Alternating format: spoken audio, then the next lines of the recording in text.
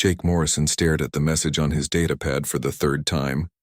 The orders made no sense. He was being reassigned from his post on the orbital defense platform to some facility on the moon that he had never even heard of. Section 7 of the lunar shipyards. The name meant nothing to him. He packed his things and took the next transport shuttle to the moon. The trip took 6 hours, and Jake spent most of it wondering what he had done wrong. Reassignments like this usually meant someone wanted you out of the way. Maybe he had upset the wrong person. Maybe his record of speaking his mind during tactical meetings had finally caught up with him. The shuttle landed at the main lunar port, but his instructions directed him to take a ground transport to the far side of the facility. The driver, an older man with graying hair, gave him a curious look when he saw the destination. Section 7, the driver asked. Nobody goes there anymore.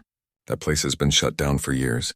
Jake did not respond. He just watched the lunar landscape pass by through the window. The ground transport drove for nearly an hour, moving away from the active shipyard facilities and toward a cluster of older buildings that looked abandoned. Dust covered everything. The structures were old, built in the early days of lunar colonization. The transport stopped in front of a large hangar door. Jake got out and approached the entrance. The door was sealed, but his security code opened it. The massive door groaned as it slid open, revealing darkness inside. Emergency lights flickered on as he stepped through. Inside the hangar, Jake saw the outline of something huge. It took a moment for his eyes to adjust to the dim lighting.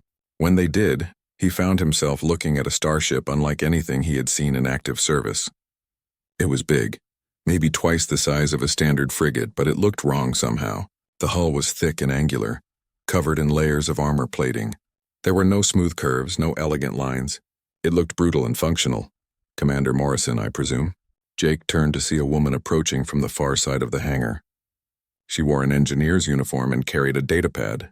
Her hair was pulled back in a practical ponytail, and she had the look of someone who spent more time with machines than people. That's right, Jake said. Who are you? Lisa Grant, Chief Engineer. Welcome to Section 7. She gestured toward the ship. That's the USS Defiant. She's been sitting here for 15 years. Jake looked back at the ship. What is it? A prototype, Lisa said. Built before first contact, before we knew there was anyone else out there. Jake walked closer to the ship. The armor plating was scarred and marked with stenciled warnings. He could see weapon mounts along the hull, but they did not look like the standard plasma arrays used on modern ships. These were different, larger, more mechanical.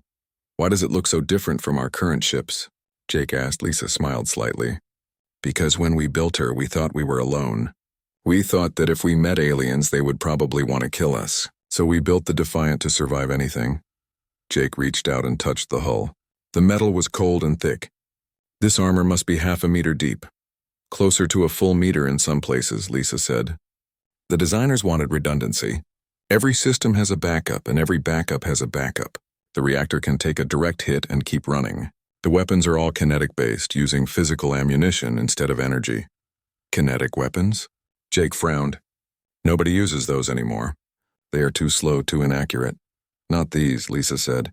Come on, I will show you. She led him up a boarding ramp and into the ship's interior. Inside was just as utilitarian as the outside. Pipes and conduits ran along the walls, all clearly labeled. Control panels were mechanical, with physical switches and dials instead of touchscreens. Everything was built to be repaired with basic tools. They walked through narrow corridors until they reached the bridge. It was smaller than Jake expected, with stations arranged in a semicircle around a central command chair. The view screens were small and functional. There were no holographic displays, no fancy interfaces. This is ancient, Jake said. 15 years old, Lisa corrected. But yes, ancient by current standards. When we made first contact with the galactic community, everything changed. We learned that space warfare had rules, conventions, energy shields, plasma weapons, agreed upon engagement ranges. The Defiant was designed for a war that never happened. Jake sat in the command chair. It was surprisingly comfortable. So why am I here? Lisa's expression became serious. You have not heard? Heard what? The Imperial sovereignty issued an ultimatum 3 days ago. We surrender the outer colonies or they bring their grand fleet to enforce compliance. Jake felt his stomach drop. The Imperial sovereignty had been pushing against human borders for 3 years. but it had never come to open warfare. Treaties and negotiations had kept things cold but stable. How long do we have? 2 weeks, Lisa said. Admiral Hayes wants the Defiant operational. She thinks it might give us an edge. 1 ship against the Grand Fleet. Jake shook his head. That's suicide, maybe, Lisa said. But the Defiant was not built to fight fair. She was built to survive and hit back hard.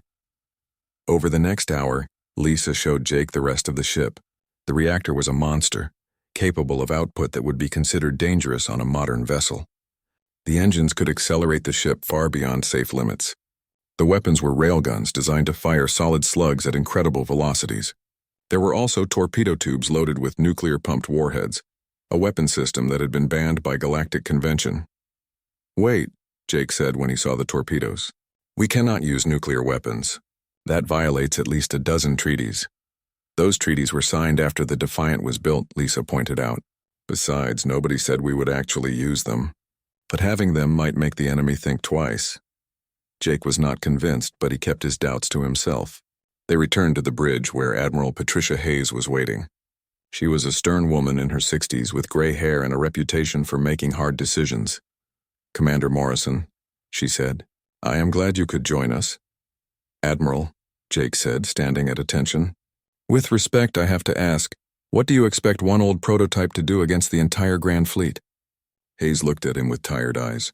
I expect you to buy us time. The outer colonies need to be evacuated. Millions of people need to be moved to safer locations.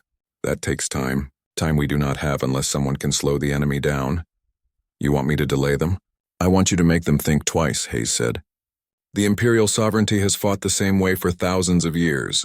They follow rules, conventions. They think they know how humans fight because they have seen our modern fleet in action, but they have never seen anything like the Defiant. Jake looked around the bridge again. I will need a crew. Already arranged, Hayes said. She handed him a datapad with personnel files. You have a week to get familiar with the ship and your people. Then you launch. Jake reviewed the files as Hayes left. His crew was small, only 20 people total. The pilot was a man named Danny Cruz, known for being reckless but incredibly skilled. The systems analyst was Amy Walsh, a quiet woman with a genius-level understanding of ship operations. The weapons officer was Brandon Cole, a veteran who had been disciplined multiple times for ignoring standard procedures. The medical officer was Kevin Park, fresh out of training but highly recommended. Lisa stayed behind after Hayes left. I know this seems impossible, she said quietly, but the Defiant is special. She was built by people who were scared. People who thought humanity might have to fight for survival. They put everything they had into her. That was before we knew the galaxy had rules, Jake said. Maybe that is our advantage, Lisa replied. We know the rules now, but the Defiant does not care about them. She was built to break things and keep fighting. Over the next week, Jake's crew arrived one by one. Danny Cruz was the first, a young man with a cocky smile and an attitude that immediately rubbed Jake the wrong way. But when Danny sat in the pilot seat and ran through the control systems, Jake had to admit the man knew what he was doing. Amy Walsh was quiet and methodical. She moved through the ship, learning every system, every backup, every quirk. Within 2 days, she knew the Defiant better than Lisa did. Brandon Cole was older, grizzled, with scars on his hands from working with weapons his entire career. He took one look at the railgun systems and grinned like a child with a new toy. Kevin Park set up the medical bay, which was more like a field hospital than a modern sick bay. There were surgical tools designed for use in zero gravity, medical supplies that could treat everything from radiation poisoning to explosive decompression. Everything was manual, requiring skill rather than automated systems. Jake spent his time learning the ship's capabilities. He studied the old tactical doctrines that had guided the Defiant's design. They were brutal and direct. No elegant maneuvers, no careful positioning. Just close the distance, hit hard, and keep hitting until the enemy stopped moving. On the 7th day, they ran their first test flight. Danny took the Defiant out of the hangar and into lunar orbit. The ship handled like a brick, heavy and unresponsive compared to modern vessels. But when Danny opened up the engines, Jake felt himself pressed back into his seat. The journey to Jupiter took 3 days. Jake used the time to drill his crew on the Defiant's systems. Everything about the ship felt wrong compared to modern vessels. There were no automated responses, no computer assistance for targeting or navigation. Every action required human input, human decision-making. Danny Cruz struggled with this at first. He was used to ships that anticipated his moves, that smoothed out his commands and corrected his mistakes. The Defiant did none of that. When Danny pushed the throttle, the ship responded instantly and violently. There was no computer mediating between his intentions and the ship's actions. It is like flying a rocket with manual controls, Danny complained after a particularly rough maneuvering drill. One wrong move and we could tear the ship apart. Then do not make wrong moves, Jake said simply. The Defiant was built for pilots who knew what they were doing. Learn her quirks or we will not survive the first engagement. Amy Walsh spent most of her time in the sensor station, trying to understand the Defiant's detection systems. Modern ships used quantum entanglement arrays that could detect energy signatures across vast distances. The Defiant had passive sensors and good old-fashioned radar. It was primitive but had one advantage. It was almost impossible to detect or jam. I can see them. But they cannot see us, Amy explained to Jake. The Defiant's sensor emissions are so low that we barely register on modern detection grids. To their sensors, we probably look like a piece of space debris. Brandon Cole was in heaven. The weapon systems were everything he had ever wanted. Manual targeting, physical ammunition, and enough firepower to level a small moon. He spent hours in the gunnery control room, learning the feel of each weapon system. These railguns are beautiful, he said during a briefing. No warm-up time, no energy signature before firing. We can shoot before they even know we are aiming at them. Jake studied the tactical data they had on the Imperial, Sovereignty's Grand Fleet, 300 ships arranged in a standard defensive formation near Jupiter. The flagship was in the center, surrounded by heavy cruisers. Lighter vessels formed a perimeter.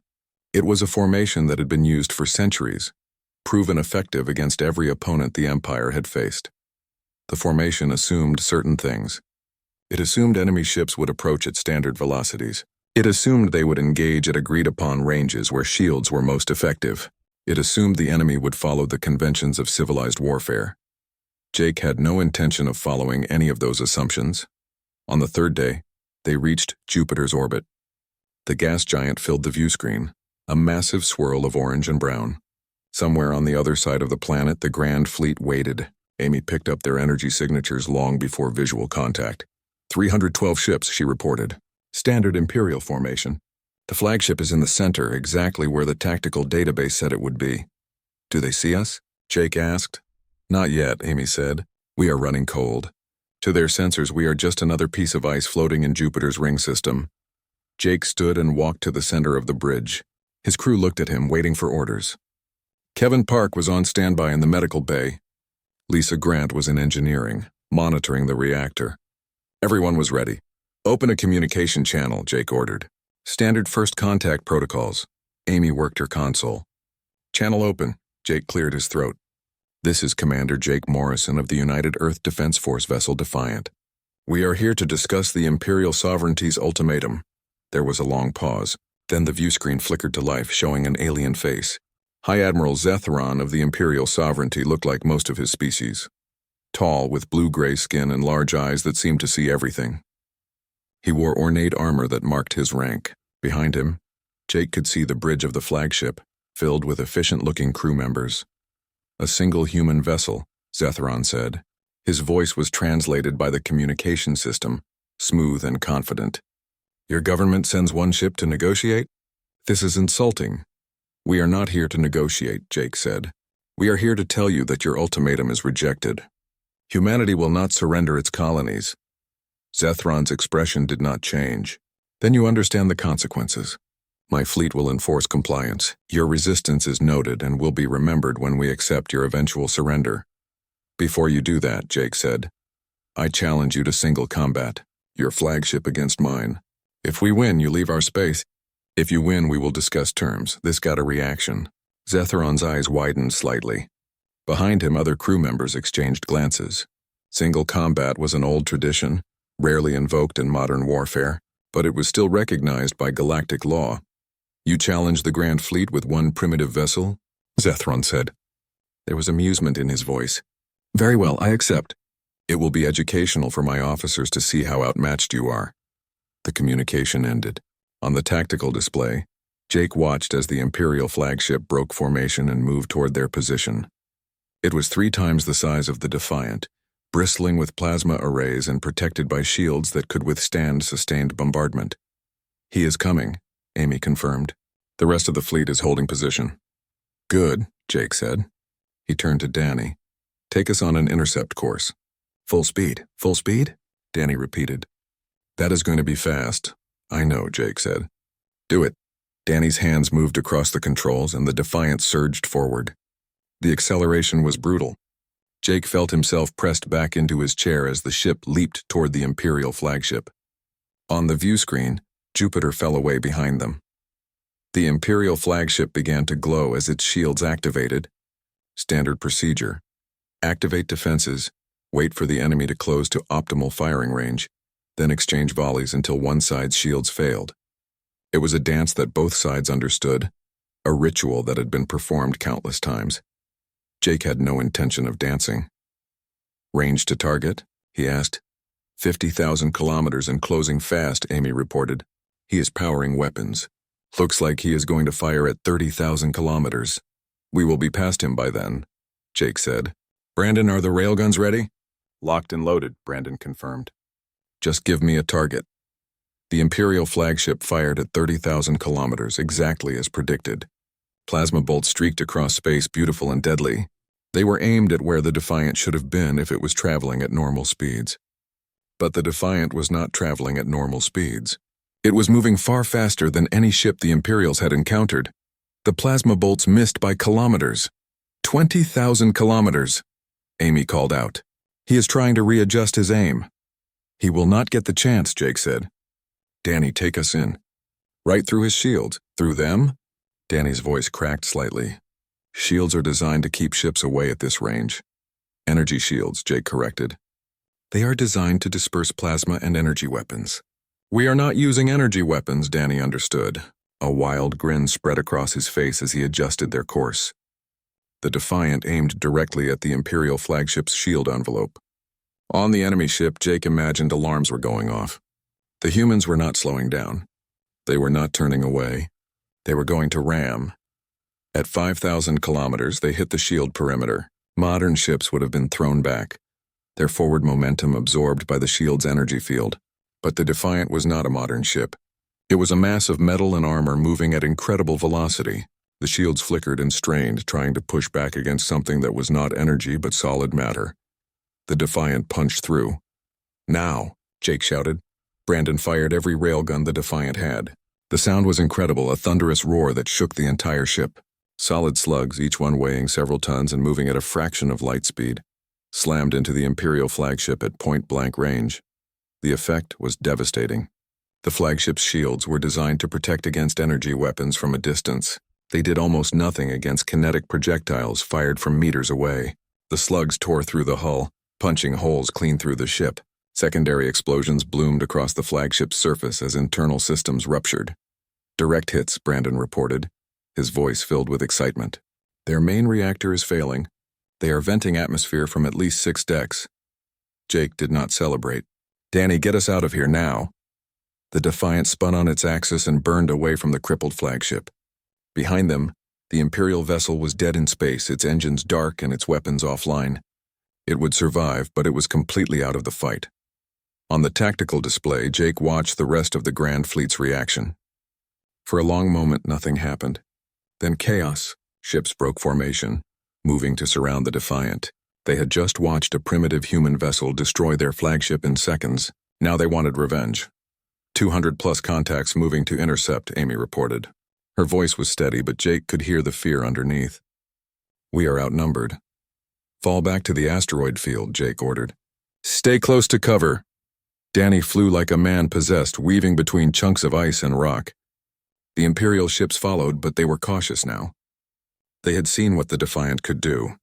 They kept their distance, taking long-range shots with their plasma arrays. The Defiant limped through space toward the outer edge of the Jupiter system.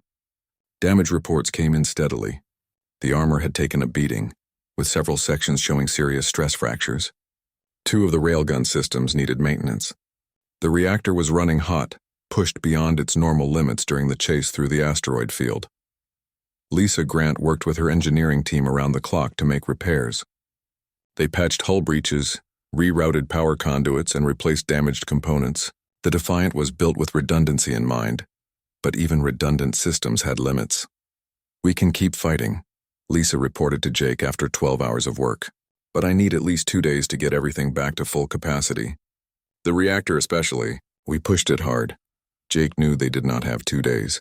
The Grand Fleet would be hunting them now, and space was only so big. He called a meeting in the small briefing room adjacent to the bridge.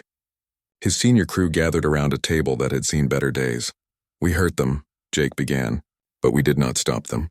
Right now, High Admiral Zethron is regrouping his forces and planning how to kill us. We need to think about what comes next." "We should run," Danny said bluntly. "Get out of the system, hide somewhere in deep space. Let them think we are gone." "They would just proceed with the invasion," Amy pointed out. "Our mission is to buy time for the evacuation. If we run, we fail."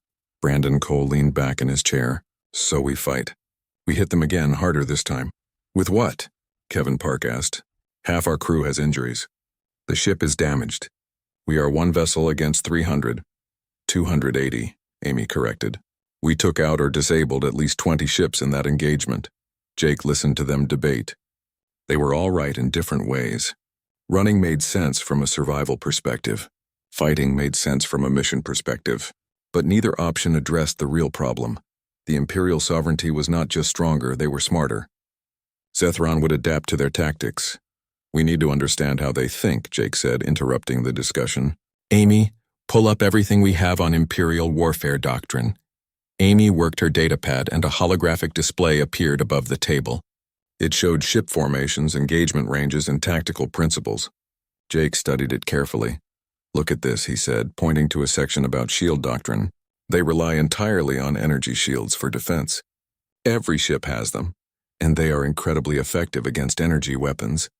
But we saw what happened when we used kinetic weapons at close range." "They have never faced kinetic weapons before," Lisa said, understanding. "At least not modern ones. The galactic community abandoned them centuries ago." "Because energy weapons are more efficient," Brandon added. "But efficiency is not the same as effectiveness," Jake nodded. "The Imperials fight at long range because that is where their weapons and shields work best. They maintain formation because it maximizes their defensive coverage. They follow protocols because those protocols have worked for thousands of years. So we break the protocols," Danny said with a grin. "Not just break them," Jake said. "We make them irrelevant. The Defiant was built for a different kind of war. We need to fight that war." Over the next day, Jake worked with his crew to develop new tactics. They studied the Defiant's capabilities and the Imperial fleet's weaknesses. Slowly, a plan began to form. It was risky and probably insane, but it might work. Meanwhile, the Grand Fleet was indeed adapting. Ambassador Victor Lang, the Imperial sovereignty's diplomatic representative, sent a message to Earth. Jake listened to it with growing concern. "The unprovoked attack on our flagship was an act of war," Lang said in the recording. His face was cold and angry on the screen. "High Admiral Zethron has been authorized to use all necessary force to neutralize the human threat. Surrender now or face total annihilation." "They are scared," Amy said quietly. "That message is not just anger. It is fear." "Fear makes people dangerous," Kevin Park pointed out. Jake agreed. The Imperial sovereignty had expected an easy victory.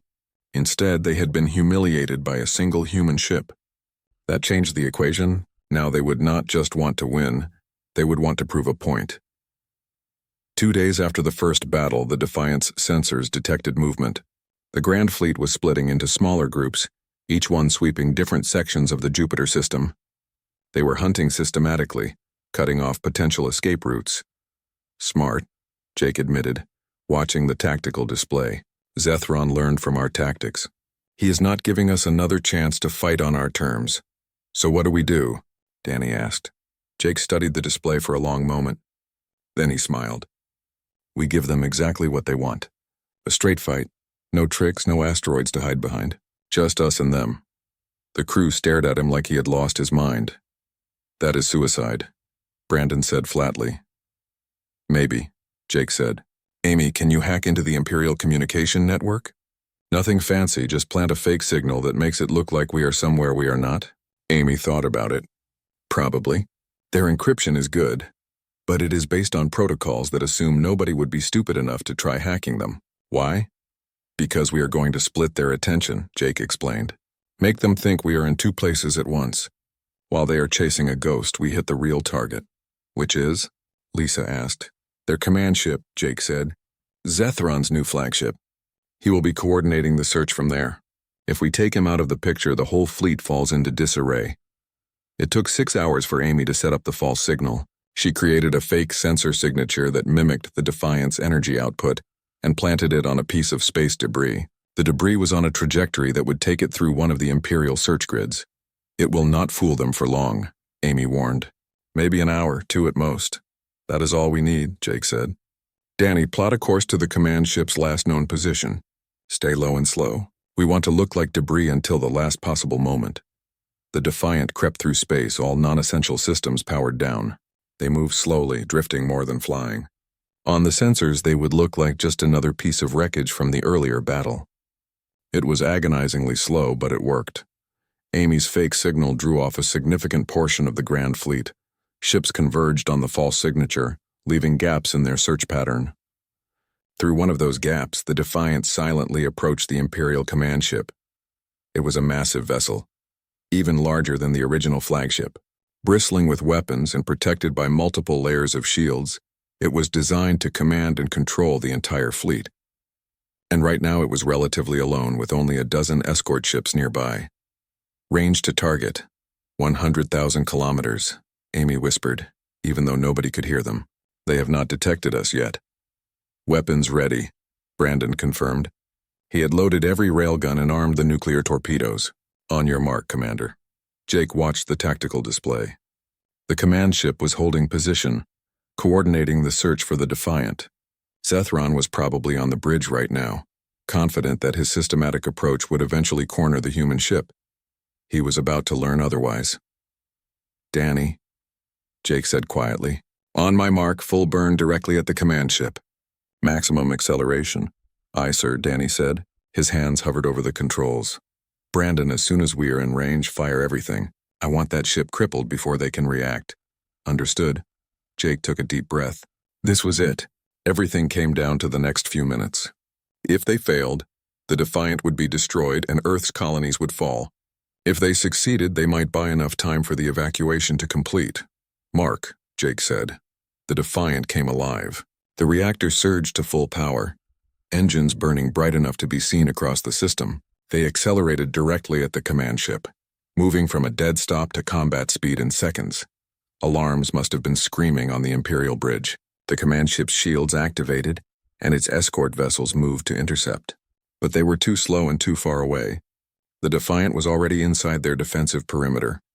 At 50,000 kilometers, Brandon opened fire. Railgun slugs tore through space, each one a hammer blow aimed at the command ship's hull. The shields flared and held against the first volley. The second volley cracked them. The third volley punched through.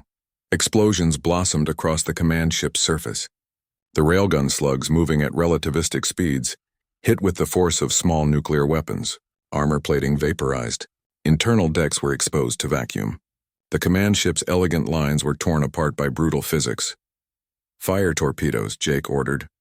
Brandon launched 6 nuclear-pumped torpedoes. They streaked toward the crippled command ship, their warheads primed and ready. The Imperial point defense systems tried to intercept them, but the targeting computers were never designed to stop weapons moving this fast and with this much shielding. 5 of the 6 torpedoes hit. The nuclear warheads detonated against the hull, each explosion adding to the devastation. The command ship's reactor containment failed, and the vessel was torn apart from within by a secondary explosion that lit up the entire region of space. Target destroyed, Amy reported. Her voice was shaking. The command ship is gone. Jake felt no satisfaction, only grim determination. What about the... For 3 days, the Defiant played a deadly game with the Grand Fleet. Jake and his crew would strike at isolated Imperial vessels, inflict damage, and vanish before reinforcements arrived. They used every trick they could think of.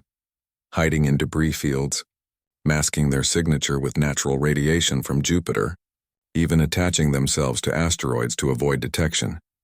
The Imperial ships learned to be cautious. They stopped patrolling alone and moved in groups of at least 5 vessels. They ran constant sensor sweeps and maintained tight formations. But caution made them slow, and slowness gave the Defiant opportunities. On the 4th day, Lisa Grant delivered bad news. "The reactor is showing stress fractures," she reported to Jake. "We have pushed it beyond design limits. I can keep it running, but we are borrowing time. Eventually it will fail. How long do we have?" Jake asked. Lisa hesitated. "Maybe 2 more days of combat operations. After that, we need a full shutdown and repair. That means at least 24 hours in dock." Jake nodded grimly. They had bought Earth 5 days already. Just 2 more and the evacuation would be complete. But those would be the hardest 2 days, because the Grand Fleet was adapting faster than expected. Amy brought more concerning news. "I am picking up encrypted communications between Imperial ships. I cannot break the encryption, but the volume has increased significantly. They are coordinating something big." "A trap," Danny said immediately. "They are going to lure us in." "Probably," Jake agreed. "The question is whether we have a choice." That evening, Jake received a priority message from Admiral Hayes. Her face on the screen showed the strain of the past week. "Commander Morrison, the evacuation is 90% complete. We have moved over 4 million people to safe locations. But there is a problem." "What kind of problem?" Jake asked. "The colony on Europa," Hayes said. "It is our largest research station, over 15,000 people. The transports cannot reach it. The Grand Fleet has established a blockade. They know we are trying to evacuate, and they are not letting us finish." Jake felt his stomach sink. "They are using the colonists as bait." "Yes," Hayes confirmed. "If we send ships to rescue them, the Grand Fleet will destroy those ships. But if we abandon them, we lose 15,000 lives and give the Imperials exactly what they want. Proof that humanity cannot protect its own people." "What about the Defiant?" Jake asked, already knowing the answer. "You are the only ship that has proven it can fight the Grand Fleet and survive," Hayes said. "If you can break the blockade, the transports can get through. And if we fail?" Hayes' expression was answer enough. "Do what you can, Commander. That is all anyone can ask." After the communication ended, Jake called his crew together. He explained the situation bluntly without sugarcoating the risks. 15,000 people were trapped on Europa, and the Defiant was their only chance. "This is different from our hit-and-run tactics," Jake said. "We will have to hold position long enough for the transports to load and escape. That means standing and fighting, probably against a significant portion of the Grand Fleet." "How many ships are in the blockade?" Brandon asked. "Amy's best estimate is 40 vessels," Jake said. "All of them ready and waiting." The crew was quiet for a moment. Then Danny spoke up. "Those people on Europa did not ask to be in this situation. They are just scientists and engineers trying to do their jobs. We cannot leave them." "I agree," Kevin Park said. "We took an oath to protect humanity. That includes all of humanity." One by one, the rest of the crew voiced their support. Even knowing the odds, even understanding that this might be a suicide mission, they were willing to try. Jake felt a surge of pride in these people who had become more than just his crew. They had become his family. "All right," Jake said. "We go in smart. Amy, I need complete sensor data on that blockade. Ship positions, patrol patterns, everything. Lisa, I need the reactor running at peak efficiency for at least 1 hour of sustained combat. Brandon, load every weapon we have. If we are going into hell, we are going in ready to fight." The crew dispersed to their tasks. Jake remained in the briefing room, staring at a tactical map of Europa. The moon was small but strategically important. Its subsurface oceans contained resources that Earth needed. More importantly, it was home to 15,000 people who deserved a chance to live. Lisa found him there an hour later. "The reactor is as ready as it will ever be," she said. "But Jake, you need to know after this fight we are done. The Defiant will need weeks of repair work, maybe months. This is our last battle." "I know," Jake said. "But if we can save those people, it will be worth it." "I just wanted you to know what you are asking of the ship," Lisa said gently. "She has given everything she has. This last push might break her permanently." Jake looked at Lisa. The Defiant was built for this. One last stand, one last fight. If she breaks doing what she was meant to do, then she goes out with honor. Lisa smiled sadly. The engineers who built her would be proud. The approach to Europa took 6 hours. The Defiant ran completely dark, every non-essential system powered down. They drifted in on a trajectory that looked like a piece of debris, using Europa's gravity to mask their approach. Amy kept a constant watch on the Imperial blockade. 40 ships arranged in a spherical formation around the moon. Heavy cruisers formed the outer layer, while lighter vessels patrolled the inner perimeter. The colonists' distress signals came from a research station on the moon's surface, deep within the blockade. The transports are standing by at a safe distance, Amy reported. They are fast, but they cannot survive combat. They need us to clear a path. Jake studied the tactical display. The blockade was well designed with no obvious weaknesses. Any approach would be detected immediately, and the Imperial ships would converge on them. They could not sneak through, and they could not fight all 40 ships at once. We need to split their attention, Jake said. Make them commit forces in the wrong direction. How? Danny asked. Jake smiled. We make them think there are 2 of us. It took an hour to set up.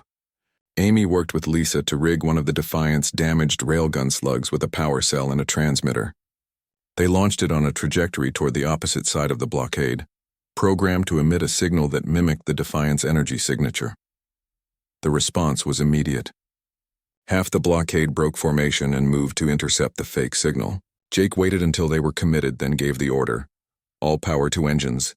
Maximum burn. We are going in fast and hard. The Defiant's reactor roared to life and the ship accelerated toward Europa. They were spotted within seconds. Alarms blared across the Imperial fleet as they realized they had been deceived. Ships scrambled to reposition, but the Defiant was already inside the blockade. 20 contacts converging on our position, Amy called out. They are trying to box us in. Brandon, fire at will, Jake ordered.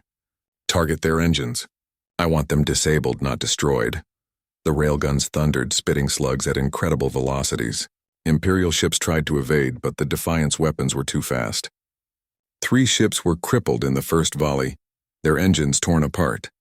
The rest scattered, trying to maintain distance while returning fire.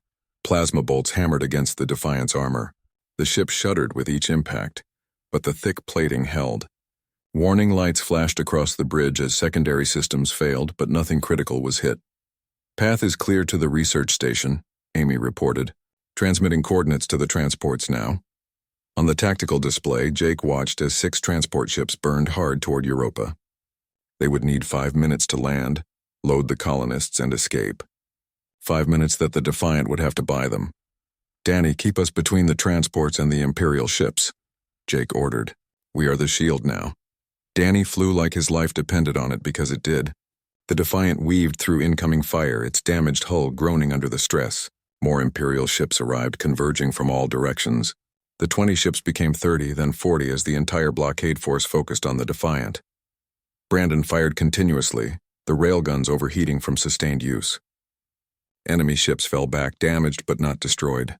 The Imperials were learning to respect the human weapons, keeping their distance and relying on superior numbers. Multiple impacts on the port side. Lisa's voice came over the comm, strained. Hull breaches on decks 3 and 4. Sealing them now. Reactor temperature rising, Amy warned. We are pushing it too hard. Just a few more minutes, Jake said, watching the chronometer count down. The transports were landing now, their loading ramps extending to receive the colonists. Then disaster struck. An Imperial heavy cruiser managed to flank them, coming in from an angle the Defiant's weapons could not cover. It fired a sustained barrage at close range, and the plasma bolts tore through the armor that had already been weakened by earlier hits. Direct hit on the reactor compartment. Lisa shouted, "Containment is failing. We have maybe 2 minutes before it goes critical." Jake made a split-second decision. "Lisa, can you vent the reactor?" "That would leave us dead in space," Lisa replied. "But alive," Jake said. "Do it," Lisa did not argue. Emergency systems kicked in, and the reactor was ejected from the ship in an armored container. It tumbled away into space. 6 months after the Battle of Europa, Jake Morrison stood in a lecture hall at the United Earth Defense Academy. The room was filled with young officers, all eager to learn from the man who had changed human warfare forever. Behind him, a holographic display showed the scarred hull of the Defiant, now permanently docked at the lunar shipyards as a museum piece.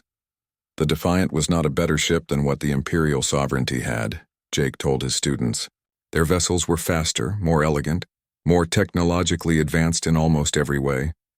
But the Defiant had something they did not understand: redundancy, armor, and weapons designed to break rules that the designers did not even know existed. A young officer raised her hand.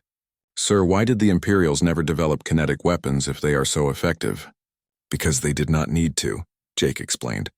"Energy shields are incredibly effective against energy weapons. For thousands of years, every species in the galaxy fought with plasma and lasers. The conventions worked, so nobody questioned them. Humanity was isolated, so we developed independently. We built the Defiant assuming we would face the worst possible enemy. Turns out we were right to be paranoid." The class laughed, but Jake remained serious. "Never assume that just because something is traditional, it is the best way. Question everything. Adapt to your enemy, not to convention." After the lecture, Jake walked through the academy grounds. Construction was everywhere. New buildings were going up, new training facilities being built. Earth was preparing for its future as a full member of the galactic community, and that meant building a real military force. Lisa Grant found him near the engineering complex. She had been promoted to lead Earth's Ship Design Bureau, and now oversaw the construction of humanity's new fleet. The first vessels were already taking shape in orbital shipyards. "I wanted to show you something," Lisa said, leading Jake to a secure hangar. Inside, covered by protective sheeting, was a ship. It was smaller than the Defiant, but built with the same philosophy: thick armor, kinetic weapons, redundant systems. "Meet the new class of human warships," Lisa said proudly. "We are calling them Defiant-class cruisers. 6 are under construction right now, with plans for 20 more. Jake walked around the ship, running his hand along the hull. It felt solid, purposeful. "Does it have the railguns?" "Improved versions," Lisa said. "Faster firing rate, better accuracy. We also added missile systems based on the nuclear torpedoes, though we are calling them something else to make the diplomats happy." "How do they perform?" Jake asked. "We ran simulations against standard Imperial cruisers," Lisa said with a grin. "Our ships won every time. The galaxy is adapting to our tactics now, but we have a head start. We know how to fight unconventionally." Jake felt pride swell in his chest. The Defiant's legacy was not just in military tactics, but in how humanity approached problems. They had learned to think differently, to see solutions where others saw only tradition. Later that day, Jake attended a ceremony at the lunar shipyards. The Defiant was being officially decommissioned and converted into a museum. Admiral Patricia Hayes gave a speech, praising the ship and its crew for saving humanity. Dignitaries from Earth and several neutral alien worlds attended, a sign of how much had changed in just 6 months. After the ceremony, Jake walked through the Defiant's corridors one last time. The ship was silent now, its reactor gone and its weapons removed. But the bones were still there, the thick armor and redundant systems that had kept them alive through impossible battles. He found Danny Cruz in the pilot's seat, running his hands over the controls. The young pilot had been offered a position as an instructor at the academy, training the next generation of pilots in unconventional flight tactics. "Feels weird seeing her like this," Danny said. "Dead and quiet." "She is not dead," Jake said. "She is resting. She earned it." Danny stood and faced Jake. "I got offered a position commanding one of the new Defiant-class ships. They want me to take her on patrol along the neutral zone." "You should take it," Jake said. "You are a good pilot. You will be a good captain." "I learned from the best," Danny said, extending his hand. Jake shook it, feeling the weight of everything they had been through together. Jake found Amy Walsh in the sensor station. She had been recruited by Earth's intelligence service, using her skills to monitor galactic communications and provide early warning of potential threats. "I found something interesting in the Imperial communication networks," Amy said, not looking up from her datapad. "There is a reform movement gaining strength. They are calling themselves the Zethron faction, named after the admiral we killed. They are arguing for changes in how the Empire operates." "What kind of changes?" Jake asked. "They want to limit military expansion, focus on internal development, and establish better relations with other species," Amy explained. "Our fight with the Defiant showed them that conquest is expensive. Some of their leaders are wondering if cooperation might be smarter." "Politics," Jake said with distaste.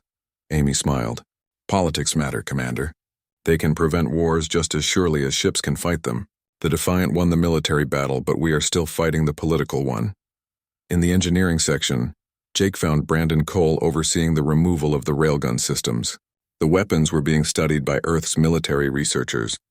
Their technology spread to the new generation of warships. These guns saved our lives more times than I can count, Brandon said, patting one of the massive barrels.